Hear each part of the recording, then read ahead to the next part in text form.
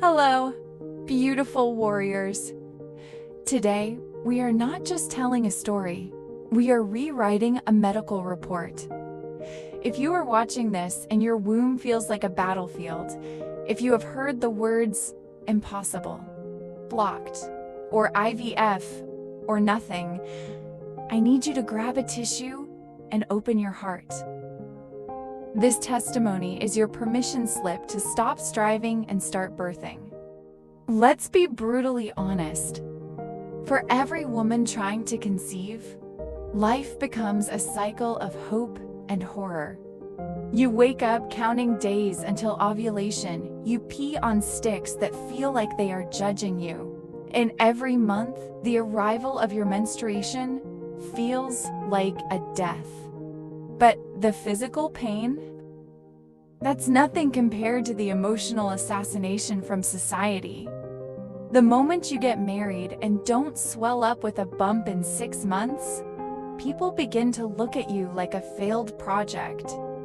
At family gatherings, the whispers start. Still nothing? Have you tried this herb? Maybe you are doing it wrong? The world treats a woman trying to conceive as if she is broken, incomplete, or cursed. Every suggestion people give you, no matter how stupid or painful, comes from a place of assumption that you are a failure. They don't see a woman fighting. They see an empty womb. And that frustration, it can drive you mad. Now imagine that level of societal pressure, and then add the voice of medical science. I went through the ringer. I didn't just have one test.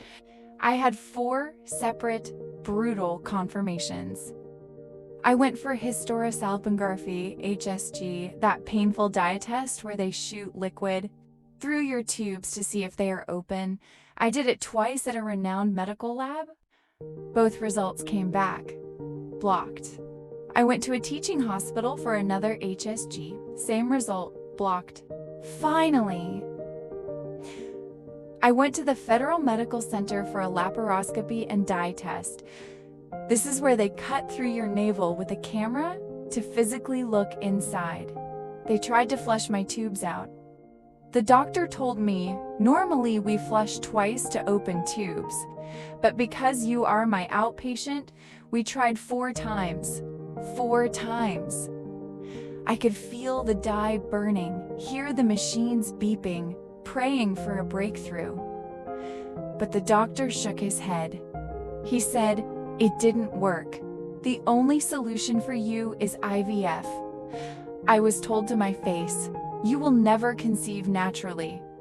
I looked at the doctor at the Federal Medical Center and told him the truth.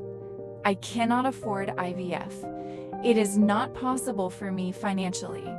And this doctor, instead of being empathetic, looked at me with sarcasm dripping from his lips.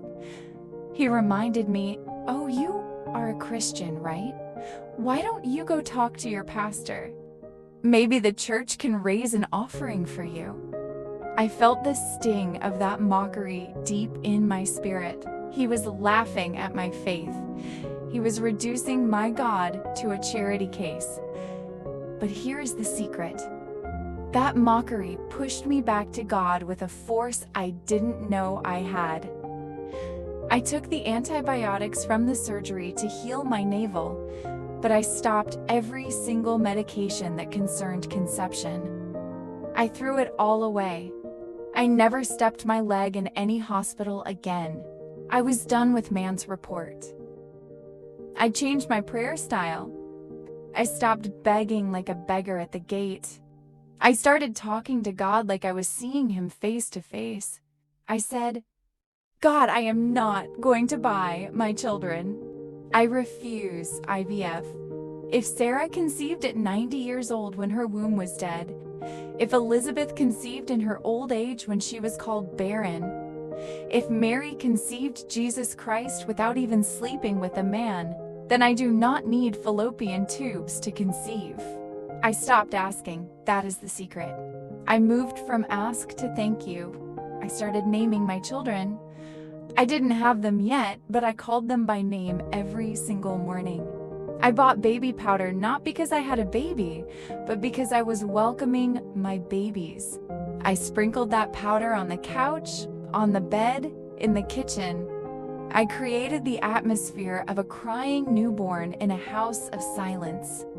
My mom had given me a traditional wrapper, the kind you use to tie a baby on your back. Every evening, I would tie that empty wrapper on my back.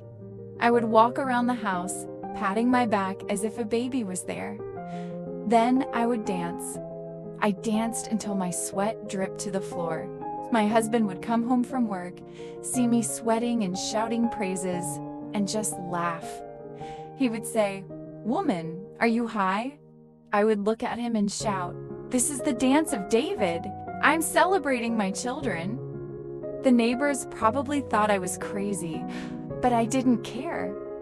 I was blessing my empty womb with the rhythm of victory. But I am human, okay? One day the emotions boiled over. I was angry. Not at my husband, not at the doctors, but at God. I shouted out loud, "God, listen to me. If you like, give me children. If you like, don't give me children. But I am warning you, it is your name they will laugh at. People are going to point at me and ask, 'Where is her God?' They will mock your power. But since you don't like sharing your glory with anyone, do the needful." And that is where I'm going to stop for now, right there, on the edge of my scream, on the edge of my faith. Did God answer? Did I ever hold that positive pregnancy test? What happened when I walked back into that hospital that said never? I don't want to rush this testimony. You need to feel every tear and every victory. So I am splitting this story into 2 parts. In part 2, you will see the positive test that made doctors doubt their own machines, the return to the teaching hospital that wanted to document me as a miracle, 2 babies back to back, and a prayer that will change your own situation. Don't stop now. The best part is coming. Click part 2. I will see you there. God is still writing my testimony, and He is still writing yours.